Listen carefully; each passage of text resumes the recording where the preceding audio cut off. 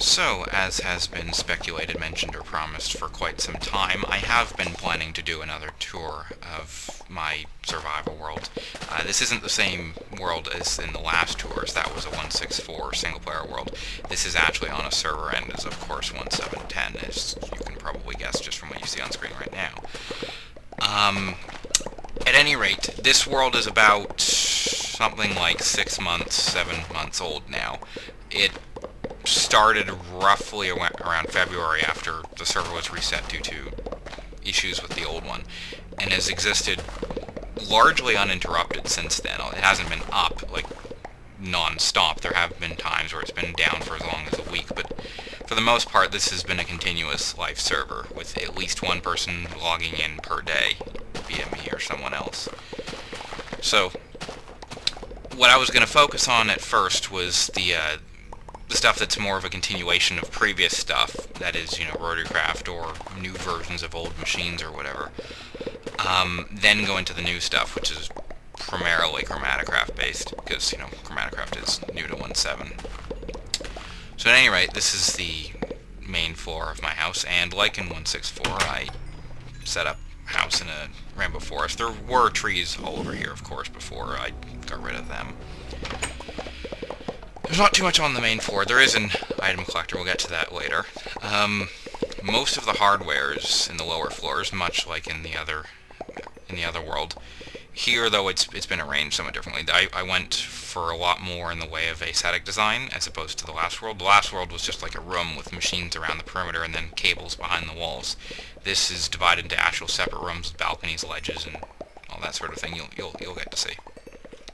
So on this little subfloor, there's also not much. I mean, there's an enchanting table over here, and a little bit of stuff over there we'll get to, but for the most part, not much. There is a Tesseract to Tesseract channel, but that's nothing.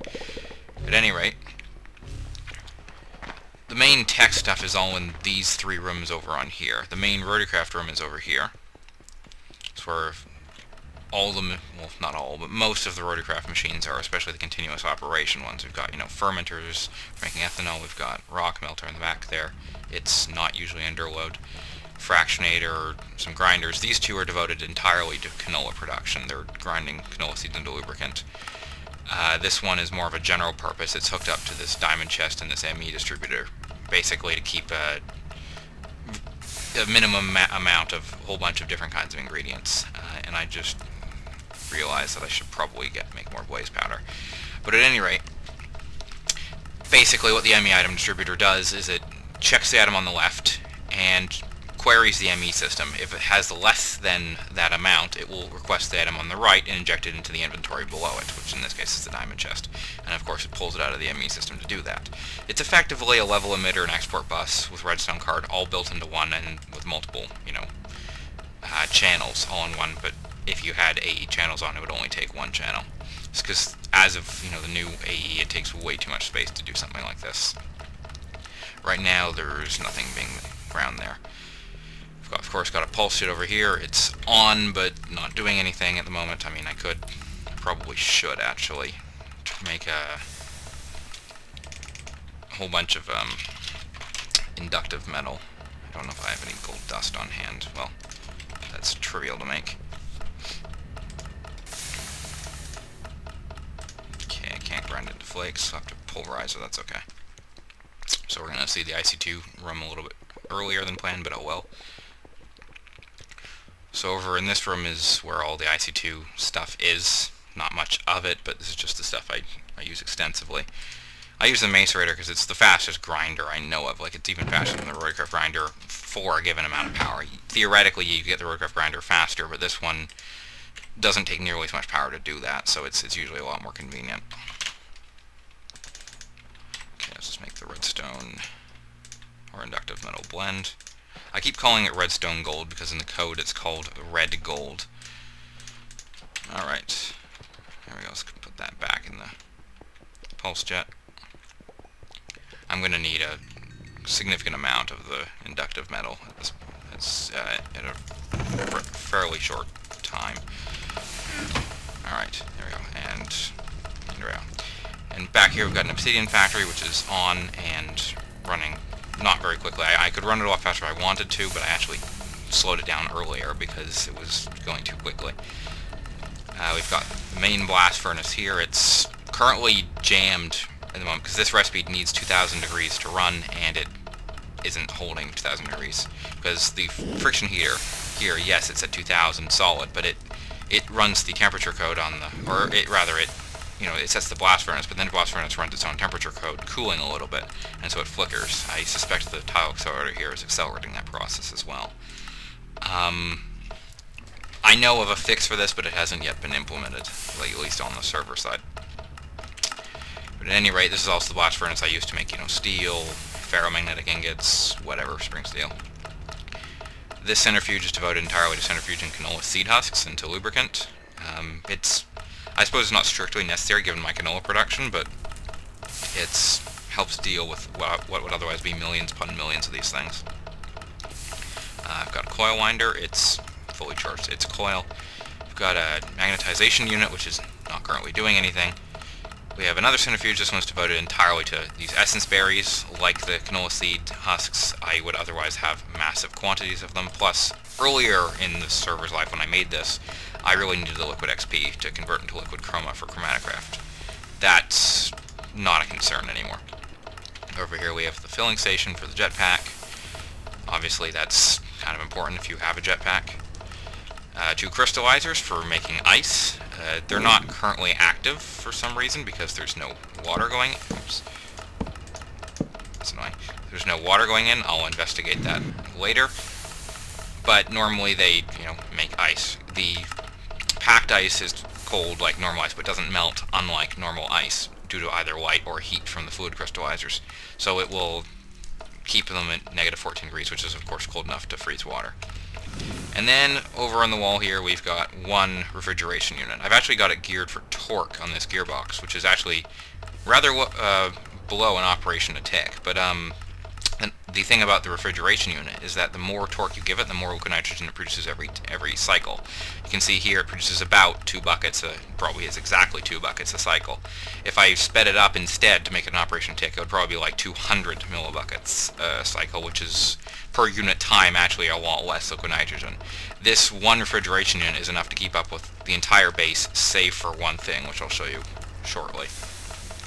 Over on this wall was just kind of stuff that didn't fit. It's just kind of rammed against the wall. We've got another filling station. This is for like decorative tanks and electric wires, that sort of thing. We've got another centrifuge. This one's devoted entirely to the forestry stuff. Like you can see, we've got some fuzzy cards and combs and propolises and all that sort of thing. Over here we've got just making CO2. That's not actually used right now because I don't need any more CO2. And over here was like an auxiliary blast furnace for making steel if, you know, I don't need it urgently, because obviously 2000 degrees, one will run a lot faster.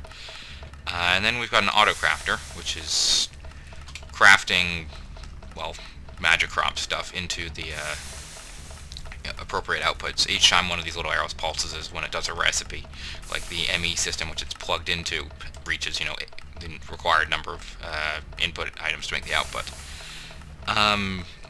I have it in automatic mode. I can probably turn it off at this point, but, you know, oh well.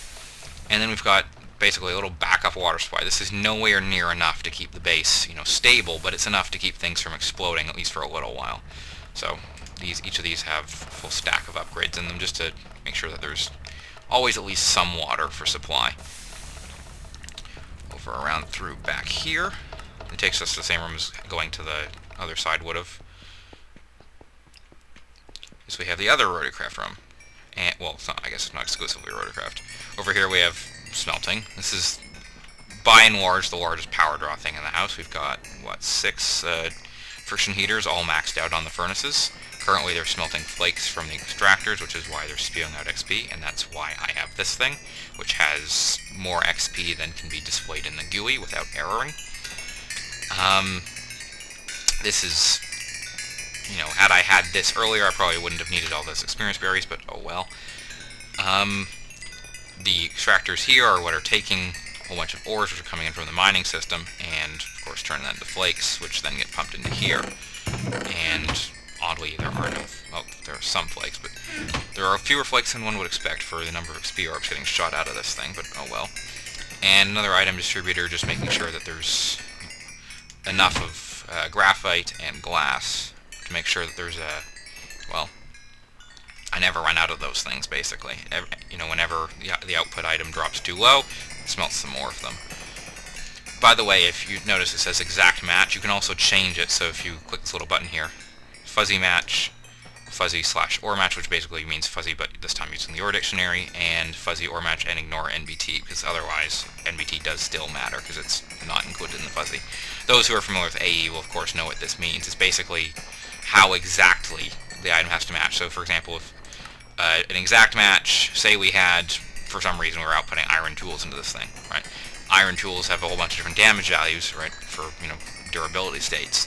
Well, exact match, if I put in an iron tool with no damage, it'll only pump out that kind, or only check that kind. If I put in fuzzy, it will do for any iron tool. Turn off NBT, it'll also do for enchanted iron tools. And for Ordict, of course, it'll anything else that's, in this Ordict tag, although, of course, for iron tools, normally they're not in the Ordict, because that's not what the Ordict is really used for. But anyways, over here we have, just the power supply. There's a magnetostatic behind there, driving these. It only takes 16 megawatts to max out an extractor, so you can actually max 4 out in parallel for the same cost as most people use on one. And over here we just have an automatic Trizo production system. Basically, keep the ingredients topped up in here at all times, but only turn the magnetostatic on when the Trizo levels drop too low, which appears to have just happened as we were looking at it, which is interesting. Because if the Trizo levels just dropped off, it means the reactor has used some. Oh no, right, that's normal, because at first I thought that meant something had gone wrong, but no, that's actually normal. Because this reactor is actually left on at all times, whether or not the power from it's actually being used. I'll explain what that means in a minute. But over in here, yeah, we have, obviously, the pebble bed reactor. We have this, which is off. Why is that off?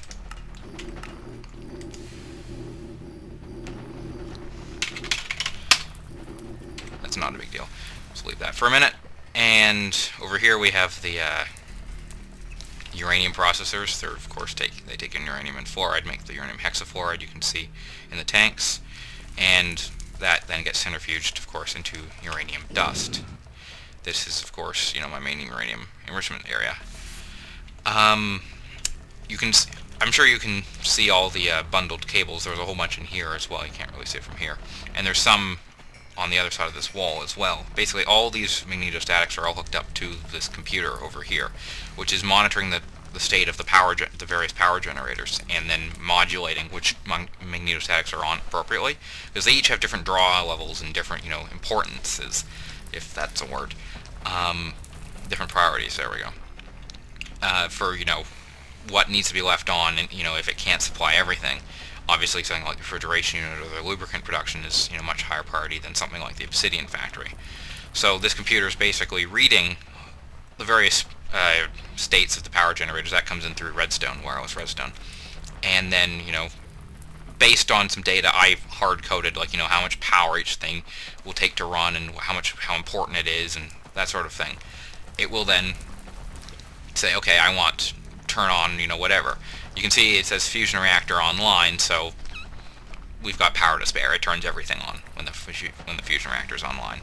And you can see it, every couple of seconds it rescans just in case. So, that data is actually also sent somewhere else, and that's over here. You probably saw it earlier. That's this thing. This is another computer over there. It's a server rack hooked up through the wall to this monitor. Basically, it's showing two things. I'll get to that in a second. But the other thing that it shows is the state of the 4 power generators. So, fusion reactors on, HCGR gas turbines are off, hydrokinetics are on. They're on manual control, so they're basically always on. The way it works is it's a successive backup system. Fusion reactor, of course, is the main power. If that goes offline for whatever reason, the pebble bed comes online, and that is enough to keep most of the base online. If that goes offline as well, then the gas turbines come online. They can't keep a whole lot of the base on, so it goes into emergency mode.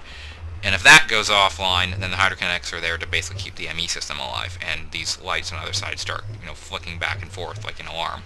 There's also a couple of note blocks buried behind the wall. But for the most part, that doesn't happen, because well, fusion reactor is pretty stable at this point. Early on there were some issues, but at this point it's I don't consider that likely to happen again. Additionally, I mean, so much steam has been built up in the lines, both for the pebble bed and for the fusion reactor, that even if the reactors themselves failed, the steam would keep it going for probably well over a week. At any rate, the other thing that's being displayed here, as you might be able to guess from some of the colors you're seeing, is this is actually the fill state of all those Chromaticraft tanks down there. Each color is, well, the color of the fluid, so this one's jet fuel. Wait for that to come back.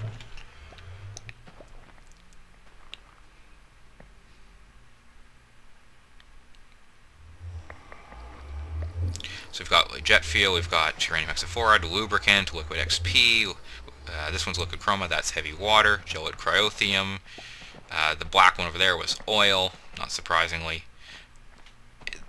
There's something like 12 tanks hooked up to the system. That's of course molten redstone, liquid ender, that's I think molten post-crystal, that's lava. The tank was recently emptied due to an accident, and so that's why it's almost empty. But yeah, so I'll actually show you the tanks. The easiest way down there is around through here. Down here actually just leads to a cave system. It's not of any significance. Down here, this area is not quite complete. Once you go this low on the house. But in here, there's a mirror image one on the other side connecting to the RoCraft room, is where all the, I've got a render error, is where all the tanks are. So we've got, you know, liquid ender tank, the liquid XP tank. This one, of course, gets pumped out into the chroma collector to run this, but of course this is also full, so, well, they both back up. The how filled that bar was on that display corresponds to how full the tank is. Like, it's a percentage thing. So this tank is, you know, 10% full or so. So that bar is 10%, you know, the height of the full thing, whereas this tank's 100%, so that goes all the way to the top of the screen. Most of these tanks are at 100%, especially the ones for fluids that are like in continuous use. So things like this, okay, they're not used very much, so they're just sitting here a little bit, but things like these are the 4 most important tanks in the house. We've got lubricant, jet fuel, liquid nitrogen, and lava. If any of these drop below 100%, it means something's gone very wrong. Okay, if they drop below 100% and stay below 100%, not doing this. But yeah, so this is a huge supply of all 4 liquids, you know, so that even if production fails, you know, they've got quite a long time before something goes seriously wrong. Ideally, here's the computer, by the way, that runs it also. Okay, don't know why. It also had an issue. So presumably when the server crashed last night. Okay, so this is interesting. So one of the components got disconnected. Oh, I know what happens, because I remember I mentioned the accident. The controller for the lava tank got broken, and it must have had a new address assigned to it. Well, this is trivial to fix, at least. Just get the new address, copy that to the clipboard, change the address on here. If I could type, that would be nice. It's also annoying how the color doesn't reset when you go into the editor. It keeps whatever was last displayed. At least this one's readable, unlike some of the other variants. And of course it didn't copy, even though it said it copied to the clipboard. Lovely. Okay, trying again. 5297, so whatever it pastes had better start with 5297. Okay, it still isn't doing it. Why is it not doing it?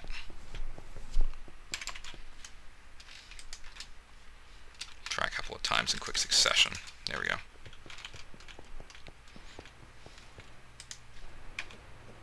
There we go, okay. Okay. Anyways, so that should now work. And sure enough, it does. The question marks is basically there actually isn't a functional way to get the actual millibucket level. There's supposed to be.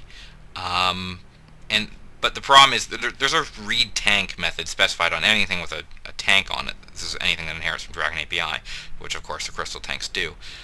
However, for some reason, though it returns an array, or in Lua terms, a table with 3 values: the fluid type, the fluid amount, and then the tank capacity. For some reason, when you call it in a function, or in an actual program, as opposed to like the Lua, console that you have with these things and with Computercraft as well, it only returns that first value. So you can't get the the actual fluid level. It's not a huge deal because, you know, the percent filled is what I actually care about, but, you know, whatever. The space here, which is almost unreadable, which probably is unreadable on YouTube, is oil. At any rate, this is where all the fluid storage is. There's a second layer back here. These two are unused. Over here we've got protium, we've got oil, we've got tritium, which is being produced faster than it's consumed, which is good. It was only about 20% a couple of days ago.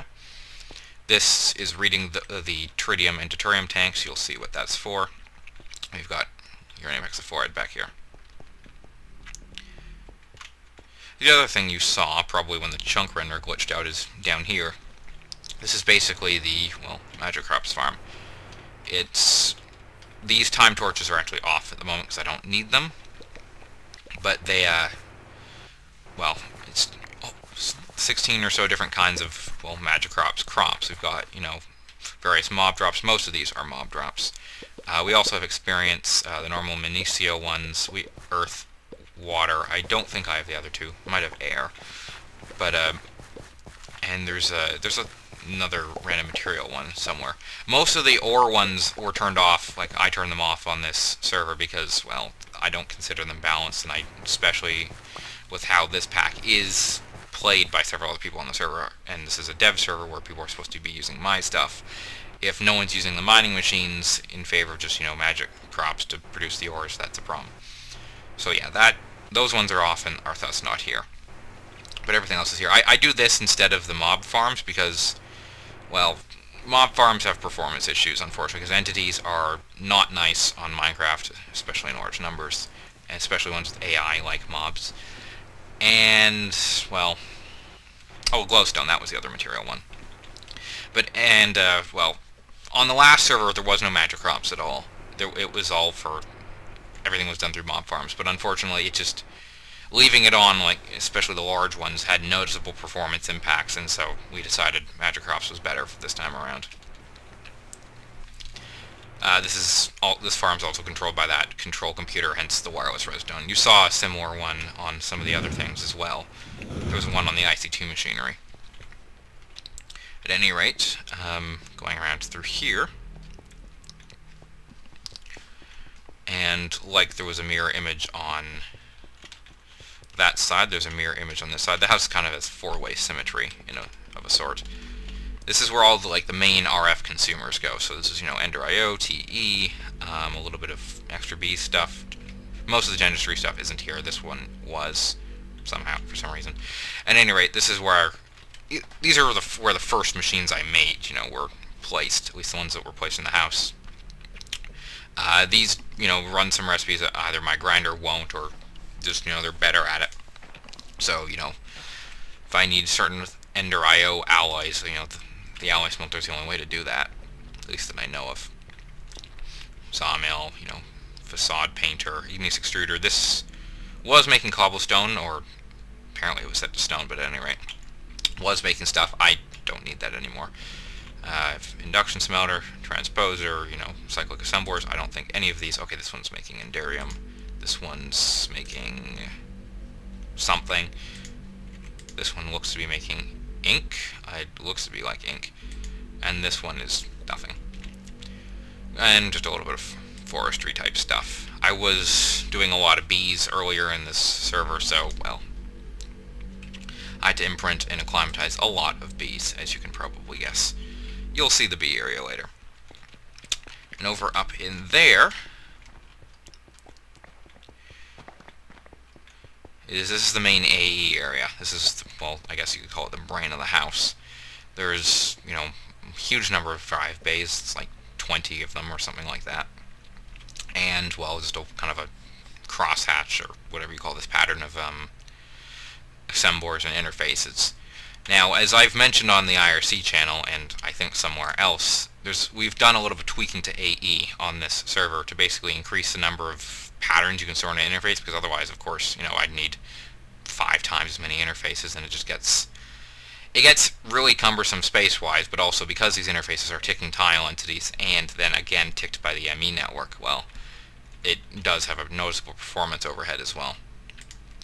But anyway, so it's just, you know, stuff all the patterns in, much like you would have done in older versions of AE. There is an organization method to all these drive bays. The general rule is ones on the floor are void cells. That's a Chromaticraft thing I'll show you in a second. Ones on the right are unprogrammed. These are kind of just like dump whatever in cells. And the ones on the left are actually the program cells with, you know, various partitioning on them. The second sorting is that going in sort of a pattern like that, a sort of a outward spiral, I guess you would call it, goes from smallest cells to largest cells. So these are the 1K cells, and then we've got 4, 16, 65, 131K. Okay, 262, whatever. At any rate, you know, that's reflected on this side. We've got, you know, the 1Ks. There isn't usually a reason to pattern very many 1Ks. 4K, 16, etc. This one is full. I don't know what that is, but judging from the fact it's 32 types, it's probably something Chromaticraft related. And then, you know, around here to the very large cells, and up here we've got stuff. Lots and lots and lots of stuff. And I just realized earlier I took out the thing of storing the Magic Crop seeds. This is a 1M because it was full, and I made the larger one, which is probably ready now. Oh no, it wasn't ready because I didn't have the, is that the right one? I don't think it was. Oh, it is the right one, 4 million. Let's leave that crafting for probably close to 5 minutes, but at any rate. I've got 4 brains for the ME system, for the crafting system. We've got the main one here. Ignore that, I'll get to that later. We've got the 2 auxiliary ones, and then the newer, smaller one up in the ceiling here. They're all hooked up in parallel. I don't really tell it which one to use. I just have it like this to accelerate the system where possible. I mentioned the server rack earlier. Over here, this is just a little ME system just for making it easier to tell what's on a cell. And over here, it's just stuff coming in from like the mining machine. You can see there's ores and a rocky hive and stuff. Now, the void cells, I mentioned I'd get to them. Basically, for those not familiar, these are added by Chromaticraft, obviously. They're kind of like a DSU for AE. They can store an infinite, or for all intents and purposes, an infinite amount of one item type. You can see it's got a massive storage, but it can only take one type. So this one's storing something, this one's storing something else. So these are storing things that I have millions upon millions upon millions upon millions of. You know, so smooth stone, sugarcane, experience berries, dirt, you know, whatever. I don't void anything. I've mentioned this before. One of those is for canola seeds. And, well, I need somewhere to store all that. I had several hundred million stone, but unfortunately I accidentally voided it all with an A singularity matter condenser. So that's still recovering, but I do have massive quantities of some other things. Like you can see, you know, 59 million sugarcanes, 624 million, and counting canola. Obviously, if I was using normal AE cells, this would probably be, that would probably be a whole drive bay full of the biggest extra cells on its own. On top of that, if I were using DSUs, well, then I'd have to devote a room just to DSUs, and I don't want to have to do that. This is a lot more convenient. As of V10, it will actually be easier to tell which items stored in which, because I've changed it, and again, this hasn't yet made it onto the server. A, it'll show you on the tooltip storing whatever, assuming there is something there, and B, it'll render that item if you hold shift, much the same way that, you know, the patterns do. But at any rate, there's 3 more rooms to the main area of this house.